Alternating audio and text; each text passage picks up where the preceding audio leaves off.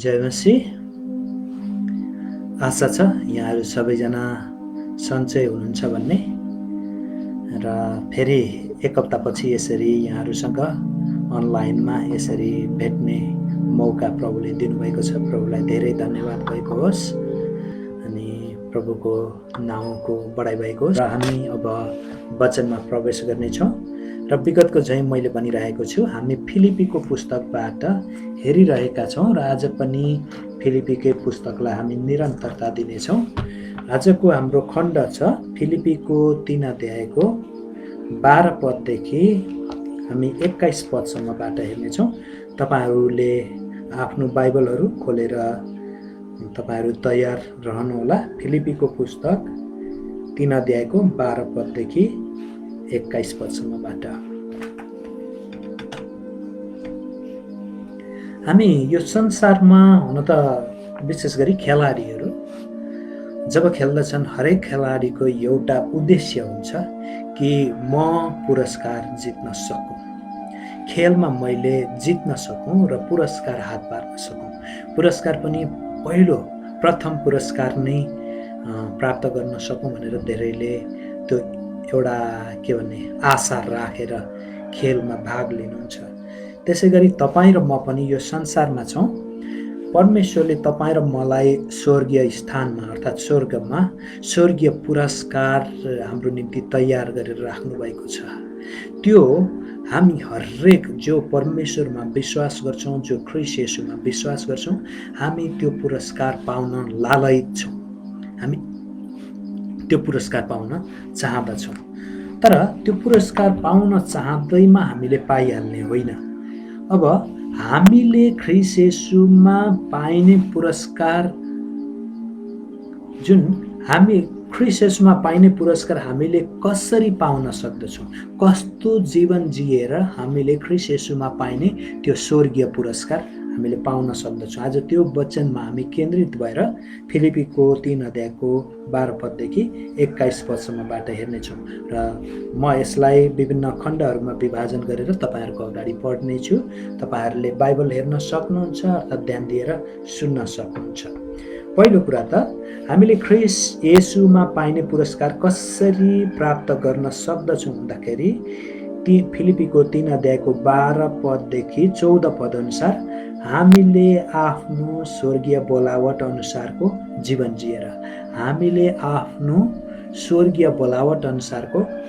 जिएर यहाँ पावलले यसरी लेख्नुहुन्छ। उहाँ भन्नुहुन्छ 12 पददेखि म पढ्दैछु 14 सम्म। मैले यी सबै अघिबाटै प्राप्त गरिसकेको छु अथवा म अघिबाटै सिद्ध भइसकेको छु भनेर त होइन, तर ती कुराहरूलाई पक्रनको निम्ति म अघि बढिरहेको छु जुन कुराको निम्ति ख्रीष्टले मलाई पक्रनु भयो। भाइ हो, मैले यी सब पक्रिसकेको छु भनी म ठान्दिनँ, तर म एउटा काम गर्दछु कि पछाडिका कुराहरू बिर्सेर अगाडिका कुराहरूतिर जोडसँग लम्कँदै ख्रीष्ट येशूमा परमेश्वरको स्वर्गीय बोलावटमा पाइने पुरस्कारको निम्ति निशानातिर म जोडसँग बढ्दछु। यहाँ पावलको उद्देश्य एउटै छ। पावलको उद्देश्य चाहिँ परमेश्वरले स्वर्गीय बोलावट दिएर जुन स्वर्गीय पुरस्कार उनको निम्ति तयार पार्नु भएको थियो, त्यो पुरस्कार प्राप्त गर्ने गरी उनले जीवन जिएको कुरा यहाँ बताउँदछन्। अर्थात् त्यो पुरस्कार पाइनेतिर म जोडसँग बढ्दछु भनेर यो खण्डमा भनेका छन्। र आज तपाईँ र मैले पनि, तपाईँ र म हरेकलाई परमेश्वरले एउटा न एउटा वरदान दिनुभएको छ।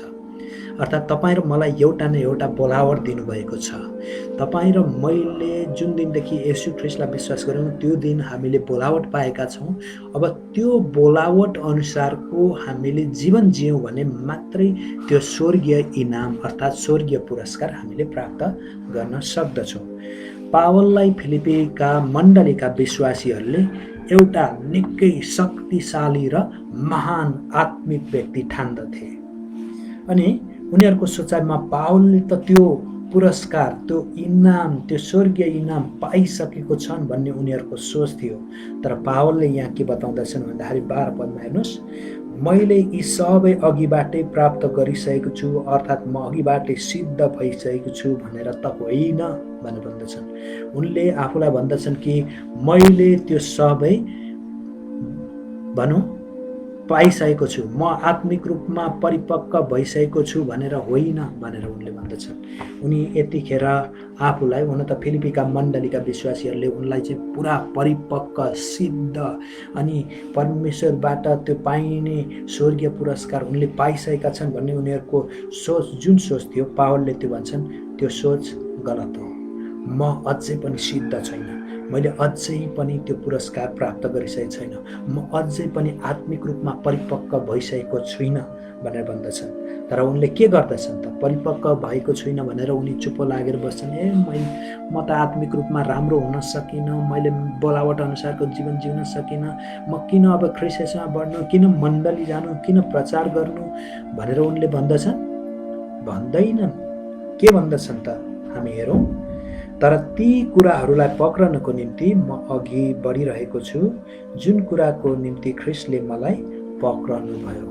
उनले यहाँ भनेको कुरा चाहिँ विशेष गरी ख्रिस्ट येशूले जुन बोलावटको निम्ति उनलाई पक्रनु भएको थियो त्यसमा अघि बढिरहेको छु भनेर उनले भन्दछन्। उनलाई कुन कुराको निम्ति बोलावट गर्नुभएको थियो? तपाईँले यदि प्रेरितको 9 अध्यायको 15 र 16 पदमा हेर्नुभयो भने पावललाई त्यहाँ परमेश्वरले बोलावट दिनुभएको छ। त्यो चाहिँ के को निम्ति भन्दाखेरि यसरी लेखिएको छ, म पढ्नेछु। प्रेरितको पुस्तक 9 अध्यायको 15 र 16 पद। तर प्रभुले तिनलाई भन्नुभयो, जाऊ, किनकि अन्य जातिहरू, राजाहरू र इस्राएलका सन्तानका सामुन्ने मेरो नाउँ प्रचार गर्न तिनी छानिएका मेरा एक पात्र हुन्। किनकि मेरो नाउँको खातिर तिनले कति कष्ट भोग्नुपर्छ सो म तिनलाई देखाउनेछु। प्रभुले यहाँ पावललाई दिनुभएको बोलावट यही हो र यहाँ चाहिँ हननियालाई यो कुरा देखाउनु भएको छ। उनी यहाँ साउल भनेर भनेको छ। हुन त बोलावट दिँदाखेरि उनले गर्नुपर्ने काम के को रहेछ? अन्य जातिहरूलाई, राजाहरूलाई, इस्राएलका सन्तानलाई प्रभु येशूको प्रचार गर्नुपर्दो रहेछ, अर्थात् सुसमाचार प्रचार गर्नुपर्दो रहेछ। विशेष गरी अन्य जाति, राजाहरू र इस्राएलका सन्तानहरूलाई सुसमाचार प्रचार गर्न परमेश्वरले बोलाउनु भएको रहेछ भन्ने कुरा हामीले यहाँबाट थाहा पाउँदछौँ। त्यसकारण पावल त्यही बोलावट अनुसारको जीवन, उनी साउल थिए बोलावट गर्दाखेरि, उनको जीवन परिवर्तन भयो, उनी पावल भए। हरेक घमण्डका कुराहरू उनले त्यागेर अब उनी त्यसतिर बढ्दैछन्। 13 पदमा उनले भन्दछन्, फिलिपीको 3 अध्यायको 13 पदमा, भाइ हो, मैले यी सब पक्रिसकेको छु भनी म ठान्दिनँ, तर म एउटा काम गर्दछु। उनले भन्दछन् कि म आत्मिक रूपमा मैले सबै कुरा प्राप्त गरिसकेको छु, म आत्मिक रूपमा एउटा परिपक्व सिद्ध व्यक्ति भइसकेको छु भनेर उनले भन्दैनन्। मैले यी सबै पक्रिसकेको छु भनेर म भन्दिनँ, म ठान्दिनँ भनेर उनले सत्य स्वीकार गर्दछन्। तर कहिलेकाहीँ हामी के गर्दछौँ? हामी अलिकति आत्मिक रूपमा बढिरहेका छौँ भने हामी अर्कोसँग दाँच्दछौँ अनि भन्दछौँ कि मैले सबै कुरा प्राप्त गरिसकेको छु, म पुरा सिद्ध भइसकेको छु, म स्वर्गदूत जस्तै भइसकेको छु, म ख्रिस्ट येशू जस्तै यो संसारमा भएको छु भनेर हामी आत्मिक अहङ्कारको ढोङ्ग्रो ढोल पिट्न थाल्दछौँ। तर पावलको जीवनबाट हामीले सिक्नुपर्छ त्यसो गर्ने होइन। पावलले के भन्छन् भने, तर म एउटा काम गर्दछु कि पछाडिका कुराहरू बिर्सेर अगाडिका कुराहरूतिर जोडसँग लम्कदै भन्छन्। पछाडिको कुरा के रहेछ त उनको? तपाईँले यदि हेर्नुभयो भने यो चाहिँ 3 अध्यायको 4 पददेखि 6 पदसम्म पाइन्छ।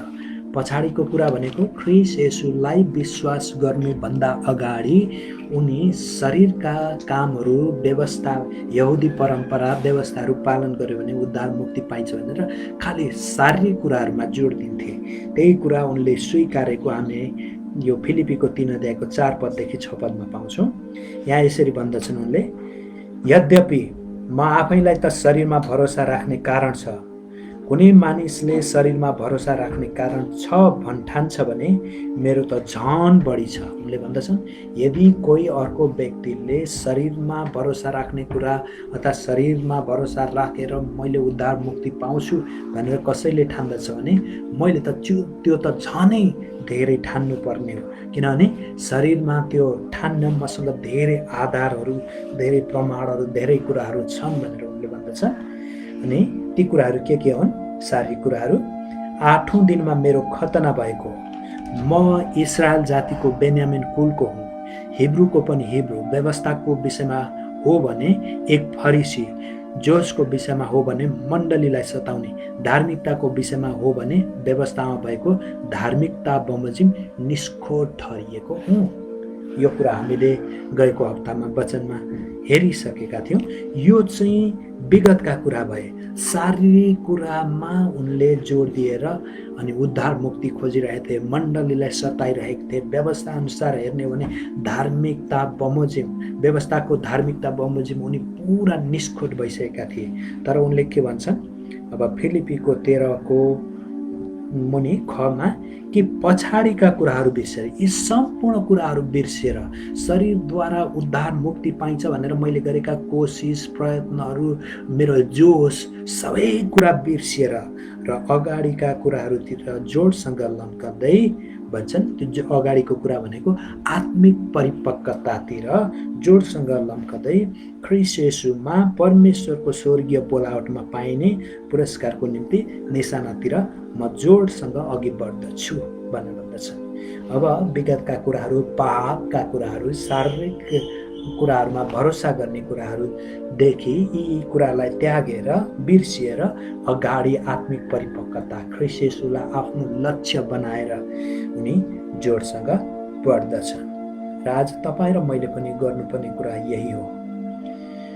तपाईँ र मैले पनि हाम्रा विगतका कुराहरू, हामी शरीरमा भरोसा गरेर हामीले उद्धार मुक्ति पाउन हामीले कोसिस गऱ्यौँ होला, हामी धेरै पापमा भुल्यौँ होला, पापमा लागिरह्यौँ होला।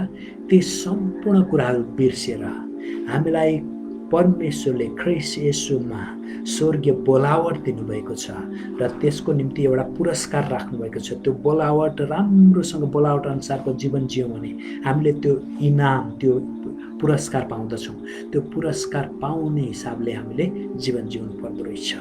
र एकछिन तपाईँले आफूलाई जाँच्नुहोस्, के तपाईँले विगतका कुराहरूलाई बिर्सनु भएको छ? जुन पापपूर्ण जीवन थिए, जुन अहङ्कारका जीवन थिए, जुन ख्रीष्ट येशू रहितको जीवन थियो, त्यसलाई बिर्सेर के अहिले ख्रीष्टलाई आफ्नो जीवनको लक्ष्य बनाएर आत्मिक परिपक्वतातिर तपाईँ लम्कँदै हुनुहुन्छ? तपाईँ के आफ्नो बोलावट अनुसारको जीवन जिउँदै हुनुहुन्छ? एकछिन विचार गर्नुहोस्। र आज पावलले यही भनेका छन्, यदि स्वर्गीय इनाम, स्वर्गीय पुरस्कार परमेश्वरबाट पाउने हो भने तपाईले आफ्नो बोलावट अनुसारको जीवन जिउनै पर्छ। जुन कुरा पावलले जिए र फिलिप्पीका मण्डलीका विश्वासीहरूलाई उनले यो कुरा भनेका छन् र आज तपाईँ र मलाई पनि यही कुराले उनले गजगजाइरहेका छन्। र तपाईँ र मैले पनि अब यो पुरस्कार पाउने हिसाबले हामी जीवन जिउँ। आफ्नो बोलावट के हो पहिले थाहा गरौँ, अनि त्यो बोलावट अनुसारको हामी जीवन जिउँ। यदि तपाईँलाई सुसमाचार प्रचार गर्न बोलाएको छ भने सुसमाचार प्रचार तपाईँले बोलीले हुन्छ, व्यवहारले हुन्छ, गर्नुहोस्।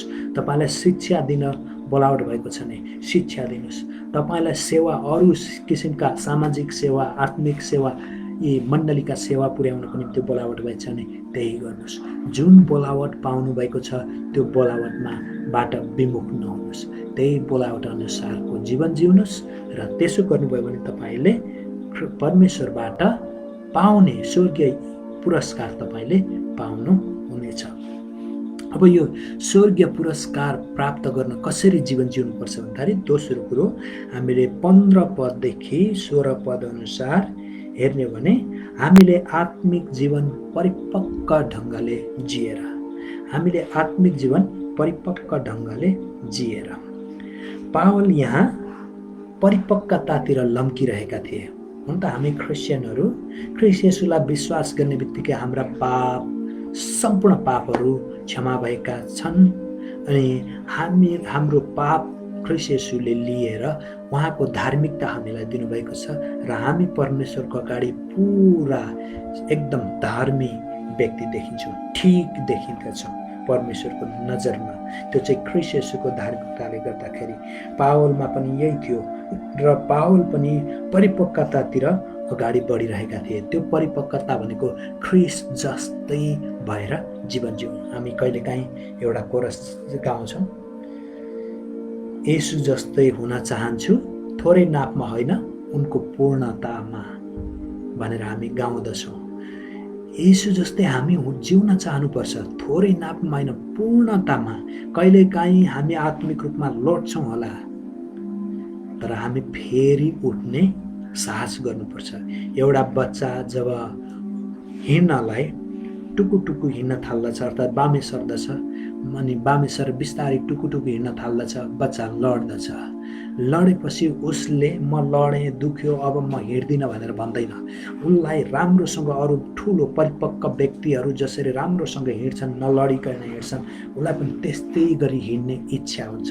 त्यही भएर ऊ लडे पनि एकछिन रुन्छ अनि एकछिन दुखाइ भएको कारणले एकछिन आराम गर्छ, फेरि ऊ उठ्छ अनि फेरि अझै कोसिस गर्छ, फेरि लड्यो भने अझै कोसिस गर्छ।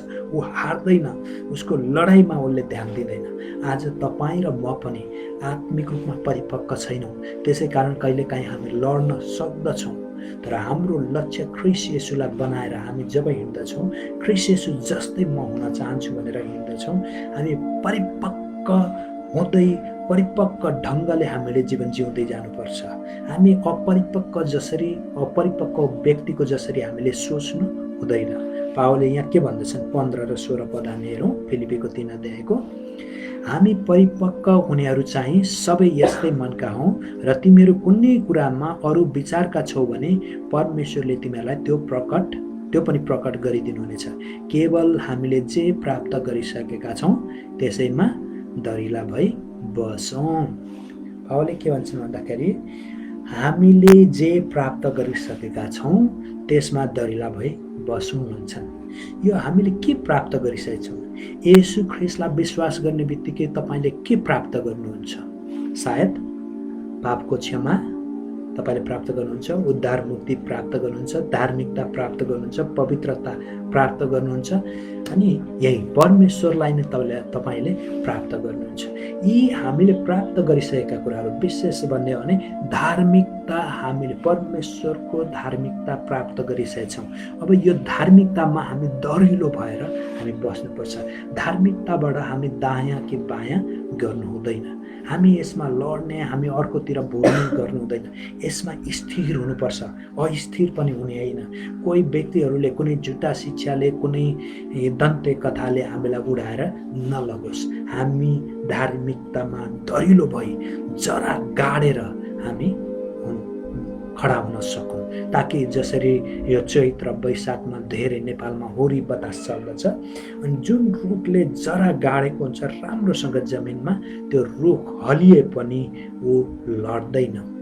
तपाईँ र म पनि त्यस्तै गरी धार्मिकतामा हामीले जरा गाड्न सकौँ र हामीलाई संसारका कुनै पनि परीक्षाहरूले, हामीलाई सङ्कष्टले, सतावटले अनि कुनै पनि कुरा बाधाहरूले हामीलाई त्यसबाट अलिकति पनि डगमगाउन नसकेको छ। हामी नडगमगाउँ, हामी स्थिर भएर दरिलो भएर रहिरहन सकौँ। परमेश्वरले हामीलाई यहाँ हामीले एफिसीको 1 अध्यायको 3 पदमा हेऱ्यौँ भने हामीले जुन दिनदेखि येशू ख्रीष्टमा विश्वास गर्यौँ, परमेश्वरले हामीलाई स्वर्गीय स्थानहरूमा हरेक आत्मिक आशिषले ख्रीष्टमा आशीर्वाद दिनुभएको छ। यो चाहिँ सत्यता हो, यो वास्तविकता हो। तर हिजो आज धेरै क्रिस्चियनहरू के गरिरहेका छन्? यो वास्तविकताभन्दा फरक किसिमले जीवन जिइरहेका छन्। हामीलाई परमेश्वरले उच्च स्थानमा, स्वर्गीय स्थानमा हरेक आत्मिक आशिषले भरिपूर्ण पार्नुभएको छ, हामीलाई उठाउनु भएको छ। तर कति क्रिस्चियनहरू अझै पनि के गरिरहेका छन्? निचो किसिमको, तुच्छ किसिमको जीवन जिइरहेका छन्। त्यो तुच्छ किसिमको जीवन चाहिँ कुन हो भन्दाखेरि यो फिलिपीको 3:18 र 19 पाइन्छ। केही व्यक्तिहरू थिए यिनीहरूले कस्तो किसिमको जीवन जिउँदै थिए हामी हेरौँ।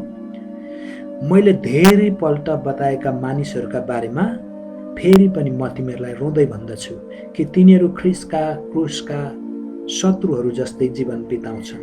विनाश तिनीहरूको अन्त्य हो, पेट तिनीहरूको ईश्वर हो र तिनीहरू आफ्ना शर्ममा गौरव गर्दछन् र तिनीहरूको मन सांसारिक कुरामा लागिरहन्छ।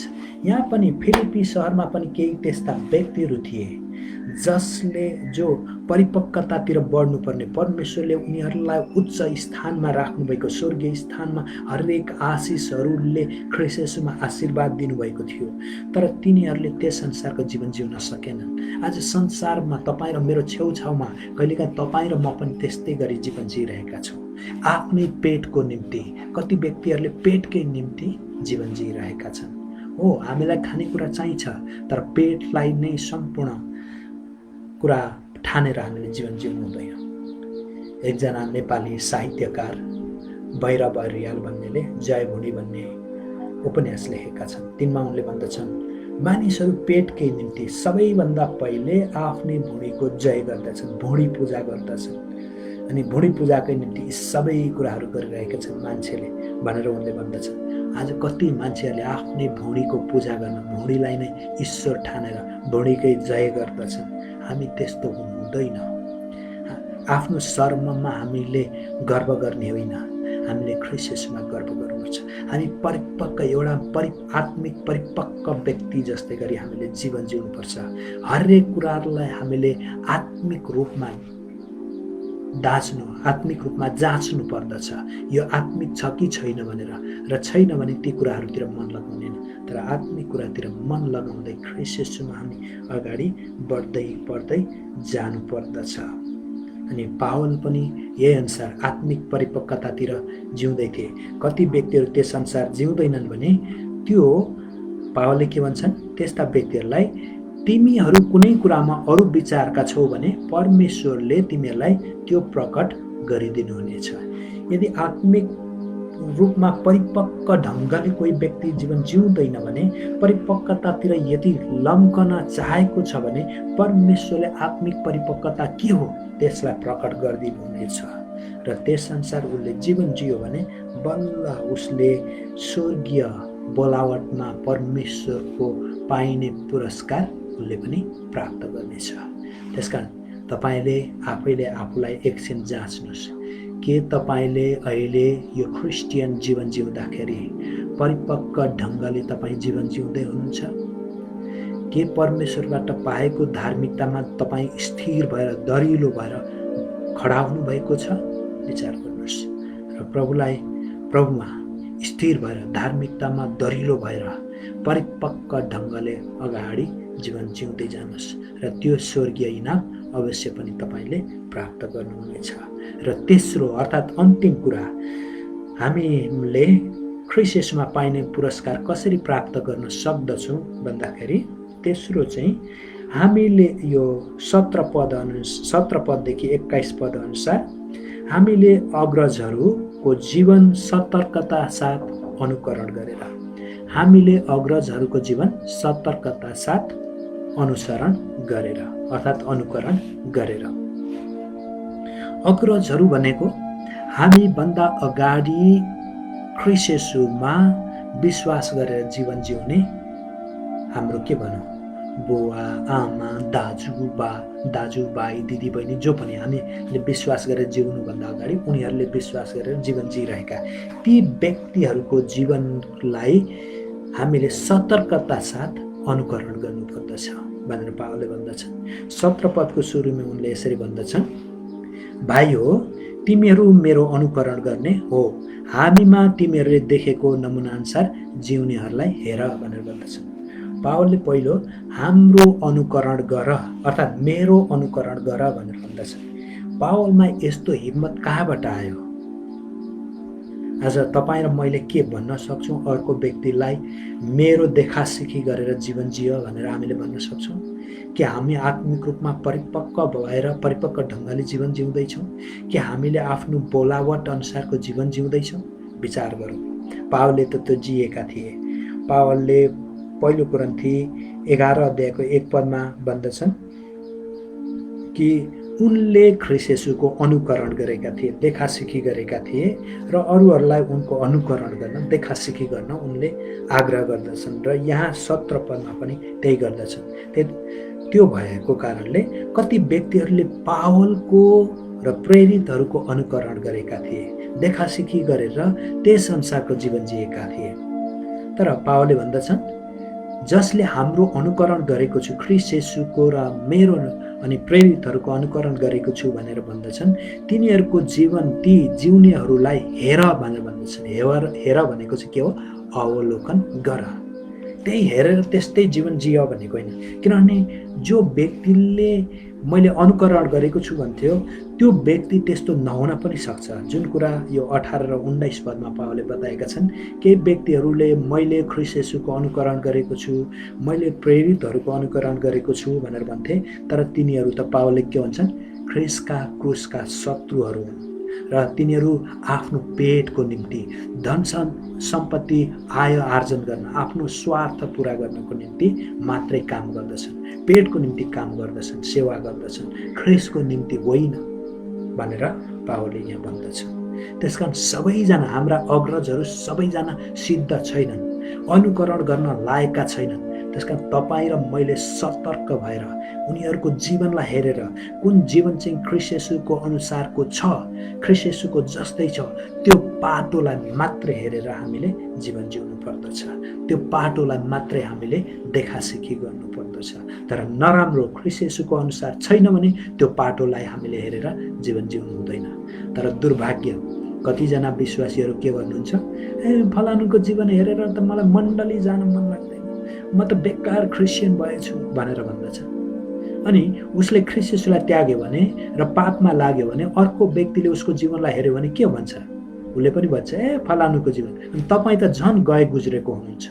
त्यस कारणले गर्दा अरूको जीवनलाई हेरेर होइन कि सतर्कता साथ कुन कुरा ख्रीष्ट येशूको अनुसारको छ, त्यो पाटोलाई मात्रै हेरेर हामीले त्यसलाई अनुकरण गर्नुपर्दो रहेछ। हामी जो ख्रीष्ट येशूलाई हेरेर ख्रीष्ट येशूको अनुकरण, प्रेरितहरूको अनुकरण गर्दछौँ, ख्रीष्ट येशूमा विश्वास गरेका छौँ। अनि 20 पदमा पावलले भन्दछन्, तर हाम्रो नागरिकता स्वर्गमा छ, त्यहाँबाट आउनुहुने मुक्तिदाता अर्थात् प्रभु येशू ख्रीष्टको प्रतीक्षा हामी गर्दछौँ। उहाँले जुन शक्तिद्वारा सबै कुरालाई उहाँको अधीनमा ल्याउन सक्नुहुन्छ, हाम्रा हीन शरीरलाई आफ्नै महिमाको शरीर जस्तै हुनलाई परिवर्तन गरिदिनुहुनेछ। अनि हामी जो ख्रीष्ट येशूमा विश्वास गरेछौँ, हामी आफ्नो बोलावट अनुसार जीवन जिउनुपर्छ, परिपक्वता ढङ्गले हामीले जीवन जिउनुपर्छ। यसरी जिउँ भने हामी यस्ता व्यक्ति हौँ कि हामी स्वर्गका नागरिक हौँ। अनि हामी यो पृथ्वीमा रहेर हाम्रा स्वर्गका राजा मुक्तिदाता प्रभु येशू ख्रीष्टको प्रतीक्षा हामीले गरिरहेका छौँ र उहाँले पनि हामीलाई के गर्नुहुन्छ? उहाँको दोस्रो आगमनमा हामी जो मरिसकेका हुन्छौँ या जिउँदै हुन्छौँ, हाम्रो मरिसकेकाहरूको पुनरुत्थान हुन्छ, जिउँदाहरूको र अनि फेरि पुनरुत्थान भएकाहरूको शरीरको परिवर्तन हुन्छ र हामी ख्रीष्ट येशूलाई भेट्नको निम्ति बादलमा जानेछौँ र परमेश्वरसँग हामी सदा सर्वदा रहनेछौँ। हाम्रो यो हीन शरीरलाई पनि परमेश्वरले के गर्नुहुन्छ? उहाँको महिमाको शरीर जस्तै हुने गरी परिवर्तन गरिदिनुहुनेछ। अनि हामी स्वर्गका नागरिक हुनेछौँ। हामी स्वर्गमा अनन्तसम्म रहनेछौँ र स्वर्गीय स्थानमा हामीलाई राखेको पुरस्कार हामीले प्राप्त गर्न सक्नेछौँ। त्यसकारण तपाईँ र मैले विचार गर्नुपर्ने के रहेछ? हाम्रा अग्रजहरू जो छन्, ती अग्रजहरूको जीवनलाई हामीले सतर्कता साथ विचार गरेर हामीले अनुकरण गर्नुपर्दो रहेछ। अनि जुन चाहिँ ख्रीष्ट येशूको अनुसार छ, त्यो पाटोको हामीले अनुसरण गऱ्यौँ भने, अर्थात् अनुकरण गऱ्यौँ भने बल्ल हामीले एउटा स्वर्गीय नागरिक भएर स्वर्गमा प्रवेश गर्न पाउँदो रहेछौँ, स्वर्गीय पुरस्कार प्राप्त गर्न सक्दा रहेछौँ।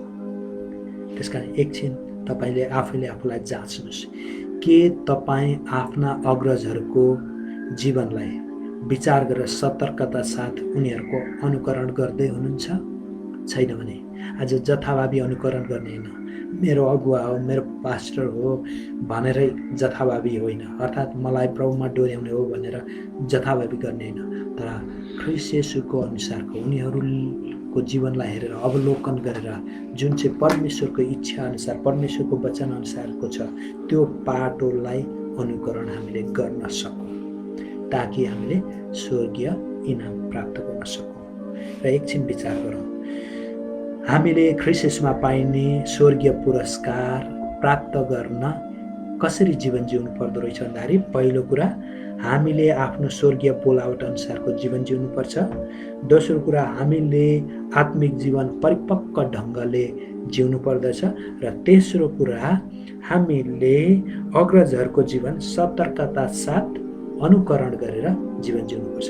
यसो गऱ्यौँ भने हामीले स्वर्गीय पुरस्कार प्राप्त गर्न सक्दा रहेछौँ। त्यसका आउनुहोस् हाम्रा शिरहरू हामी एकछिन झुकाउँ र प्रभुलाई हामी भनौँ कि प्रभु मलाई तपाईँले ख्रीष्ट येशूमा जुन स्वर्गीय बोलावट दिनुभएको छ र त्यो बोलावटको निम्ति एउटा पुरस्कार राख्नुभएको छ, त्यो पुरस्कार प्राप्त गर्ने हिसाबले मलाई जीवन जिउन मेरो बोलावट अनुसारको मैले जीवन जिउन सकौँ, म आत्मिक रूपमा परिपक्व ढङ्गले यो संसारमा हुँदाखेरि चल्न सकौँ र अग्रजहरूको जीवनलाई मैले सतर्कता साथ अनुकरण गर्न सकौँ ताकि त्यो स्वर्गीय बोलावटमा पाइने पुरस्कार प्राप्त गर्ने हिसाबले मैले जीवन जिउँ र त्यो प्राप्त गर्न सकौँ भनेर प्रभुसँग हामी एकछिन प्रार्थना गरौँ र हामी त्यसअनुसार जीवन पनि जिउँ। आउनुहोस् सबैजनाले एकछिन जसले अहिले यो वचनको खण्ड सुन्दै हुनुहुन्छ हेर्दै हुनुहुन्छ अनि कृपया एकछिन आफ्नो शिर झुकाउनुहोस् र आँखाहरू बन्द गर्नुहोस् र प्रार्थना गरौँ। हे स्वर्गमा विराजमान हुनुहुने परम प्रभु, तपाईँ परमेश्वरले जुन स्वर्गीय बोलावट हामीलाई दिनुभएको छ र ख्रीष्ट येशूमा पाइने पुरस्कार हाम्रो निम्ति तयार गराउनु भएको छ, त्यो पुरस्कार प्राप्त गर्नलाई हामीलाई यो संसारमा हुँदाखेरि हाम्रो बोलावट अनुसारको जीवन जिउन सक्ने शक्ति सामर्थ्य दिनुहोस्। हे प्रभु, कतिचोटि हामीले आफ्नो बोलावटलाई थाहा गरेका छैनौँ, कतिचोटि बोलावट थाहा गरे तापनि त्यो बोलावट अनुसारको जीवन हामीले जिएका छैनौँ, हामीले हेलचेक्राइ गरेका छौँ, बेवास्ता गरेका छौँ। आज यो समय हामी प्रार्थना गर्दछौँ प्रभुज्यू, तपाईँ पवित्र आत्माले हामीलाई त्यो बोलावट अनुसारको जीवन जिउन आत्मिक शक्ति सामर्थ्य दिनुहोस् प्रभुज्यू। त्यसै गरिकन प्रार्थना गर्दछौँ प्रभुज्यू, कतिचोटि तपाईँले हामीलाई स्वर्गीय स्थानमा अनि हरेक आत्मिक आशिषहरूले ख्रीष्टमा आशीर्वाद दिनुभएको छ, तर हामी त्योभन्दा निचो तरिकाको तुच्छ जीवन जिइरहेका छौँ। तर आज तपाईँ परमेश्वरले हामीलाई त्यसरी होइन तर आत्मिक परिपक्व ढङ्गले जीवन जिउनको निम्ति बोलाउनु भएको छ। हे परम प्रभु, हामी हरेकलाई आत्मिक परिपक्व ढङ्गले जीवन जिउन सहायता गर्नुहोस् ताकि त्यो स्वर्गीय बोलावटमा पाइने पुरस्कार हामीले प्राप्त गर्न सकौँ। अनि प्रभुजी, हामीभन्दा अगाडि जीवन जिएका पास्टर, अगुवा, विश्वासी जनहरू, दाजुभाइ, दिदीबहिनी, बुवा, आमाहरू जसले जीवन जिए प्रभु, उनीहरूको जीवनलाई हामीले सतर्कता साथ ध्यान दिएर उनीहरूले तपाईँ ख्रीष्ट येशूको अनुसारको जुन जीवन जिएका छन् त्यो पाटोलाई हेरेर त्यो पाटोलाई हामीले अनुकरण गर्न सकौँ, त्यो पाटो अनुसारको हामीले जीवन जिउन सकौँ र तपाईँ ख्रीष्ट येशू जस्तै भएर हामी अनि यो संसारमा जीवन जिउँ ताकि हामी स्वर्गको नागरिक भएर स्वर्गमा प्रवेश गरेर अनि त्यो स्वर्गीय बोलावटमा पाइने पुरस्कार हामी हरेकले प्राप्त गर्न सकौँ।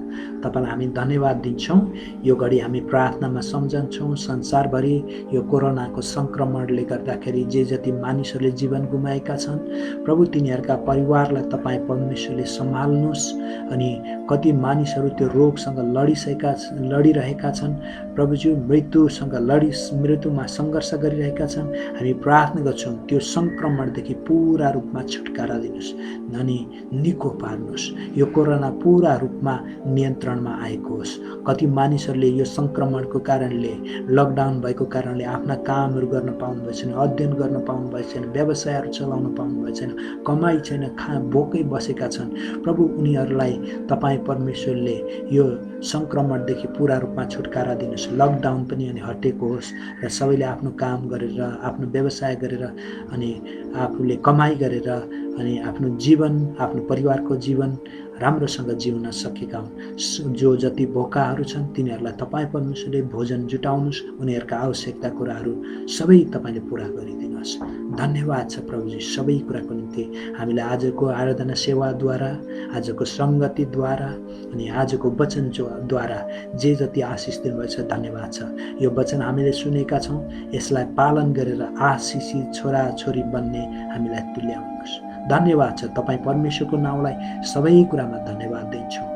अनि प्रभु यसै गरी हामीलाई तपाईँको दोस्रो आगमन समय तपाईँको प्रशस्तको ख्रीष्ट येशूको अनुग्रह अनि परमेश्वर पिताको प्रेम र पवित्र आत्माको सङ्गति अनि सहभागिता हामी सबैमा राखिदिइरहनुहोस्। धन्यवाद चढाउँदै प्रार्थना चढाउँछौँ येशू प्रभुको नाउँमा। आमेन आमेन। हुन्छ, प्रभुलाई धेरै धन्यवाद। र तपाईँहरू जसले यो वचन धैर्यताका साथ सुनिराख्नु भएको छ तपाईँलाई पनि धेरै धन्यवाद। र अहिले नसुने पनि अरू समयमै सुन्नुहुन्छ भने पनि तपाईँहरूलाई प्रभुले प्रशस्तै आशिष दिनुभएको होस्। र तपाईँहरू घरमै बस्नुहोस्, सुरक्षित साथ बस्नुहोस्। अनि आशा गरौँ र प्रार्थना गरौँ छिटै परमेश्वरले हामीलाई भेट्ने, सँगै शारीरिक रूपमा भेटेर सङ्गति गर्ने मौका दिनुभएको होस्। परमेश्वरलाई धेरै धन्यवाद भएको होस्। सबैलाई जय मसीह। बिदा चाहन्छु अर्को हप्तासम्मको लागि। र फेरि अर्को हप्ता यहाँहरूसँग यसै गरी वचन लिएर म आउनेछु र हामी यसरी प्रभुबाट